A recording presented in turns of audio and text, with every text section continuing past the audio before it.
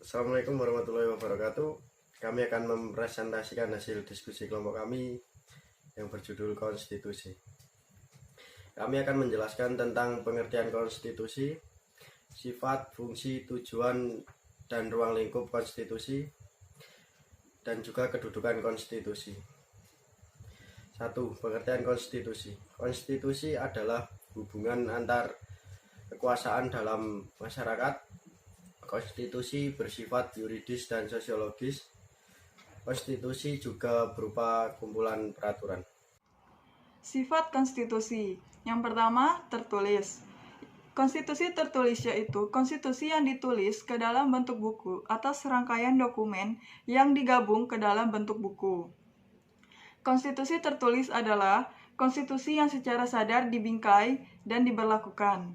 Konstitusi tertulis diformulasikan dan diadopsi oleh Majelis Konstituante atau Dewan atau Legislatif. Yang kedua, tidak tertulis.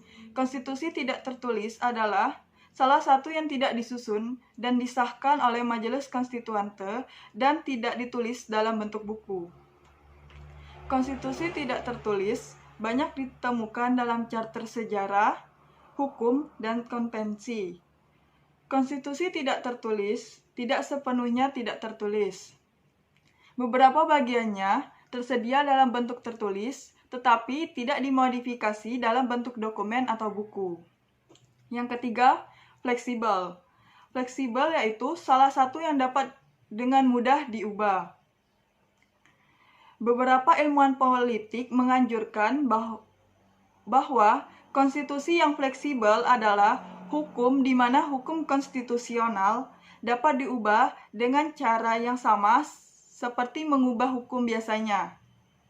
Amandemen konstitusi disahkan dengan cara yang sama di mana hukum biasa disahkan. Yang keempat, kaku. Konstitusi yang kaku adalah salah satu yang tidak dapat diubah dengan mudah. Metode amandemennya sulit. Konstitusi yang kaku dianggap sebagai hukum tanah yang mendasar. Yang kelima, berkembang. Konstitusi yang berkembang adalah sesuatu yang tidak dapat dibuat kapan saja oleh kumpulan orang atau lembaga manapun. Konstitusi yang bersifat berkembang ini adalah hasil dari proses evolusi yang lambat dan bertahap. Konstitusi yang berkembang adalah produk evolusi sejarah dan kebutuhan politik serta kebijaksanaan politik praktis masyarakat. Tujuan konstitusi negara di dunia jika dirangkum diuraikan menjadi yang pertama, memberikan pembatasan dan pengawasan terhadap kekuasaan politik. Konstitusi memuat sistem pemerintahan yang dianut oleh suatu negara. Konstitusi yang demikian akan menuliskan fungsi, tugas, dan wewenang lembaga negara yang ada. Hal ini dimaksudkan untuk memberikan pengawasan dan pembatasan terhadap kekuasaan. Yang kedua, membebaskan dari kekuasaan mutlak. Mirip dengan tujuan pertama, konstitusi membebaskan negara dari kekuasaan mutlak yang tidak terbatas. Karena konstitusi umumnya dimiliki oleh ciri-ciri negara demokrasi yang mempunyai sistem dari rakyat, oleh rakyat, dan untuk rakyat. Mengatur jalannya kekuasaan. Selain membatasi kekuasaan agar tidak mutlak berada dalam suatu kelompok atau lembaga tertentu, konstitusi mengatur jalannya kekuasaan dan pemerintahan. Dalam konstitusi akan ada alur yang jelas mengenai segala hal. Misalnya, tentang perlindungan hukum di Indonesia, maka dilakukan oleh MA, MK, dan Komisi Yudisial. Tidak ada lembaga negara yang mempunyai tugas dan wewenang sama sehingga saling berselisih atau saling melemparkan tanggung jawab. Bahkan di Indonesia, TNI dan Polri yang dulu merupakan satu kesatuan kini dipisahkan dengan aturan dan fungsi masing-masing lebih jelas. Yang keempat, menghindari kesewenangan. Konstitusi dengan segala macam aturan yang ada di dalamnya akan menghindari kesewenangan, baik itu kesewenangan kekuasaan yang ada di dalam politik maupun kesewenangan dalam hal lain.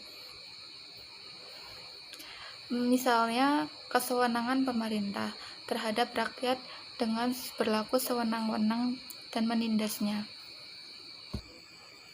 Yang kelima, arah mewujudkan tujuan negara.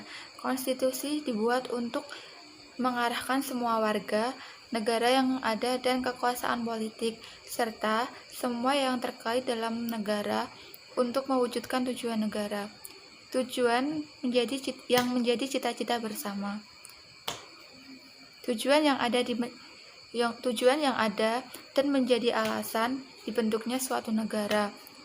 Tujuan yang telah ditetapkan oleh para pendiri bangsa ketika sebuah negara berdiri. Yang keenam, melindungi hak asasi manusia.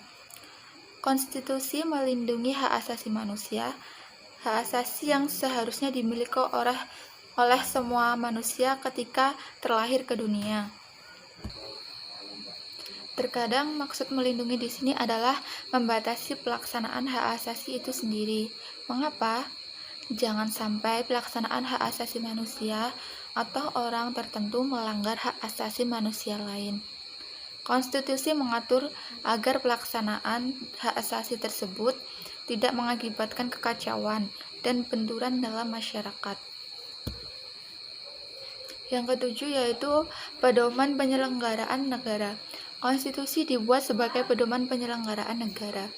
Ibaratnya, kitab suci dalam agama, dalam konstitusi, terdapat semua aturan kehidupan bernegara.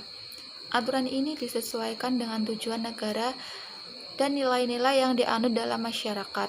Dengan demikian, meskipun bentuk negaranya sama, konstitusi setiap negara di dunia dapat berbeda-beda. Kemungkinan dapat mirip, namun tidak ada yang persis sama.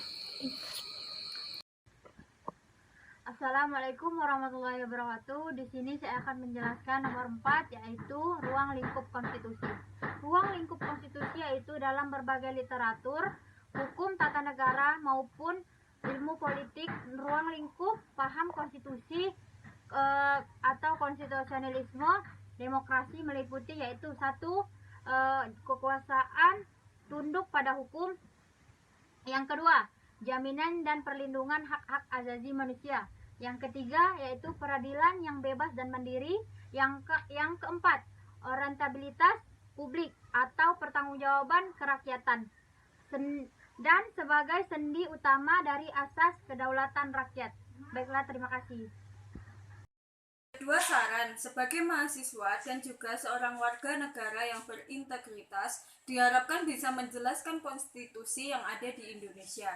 Dan semoga pemerintah bisa menjaga dan melaksanakan peraturan-peraturan yang berlaku di Indonesia dengan sesuai Undang-Undang Dasar, serta adanya penegakan keadilan sesuai hukum yang berlaku.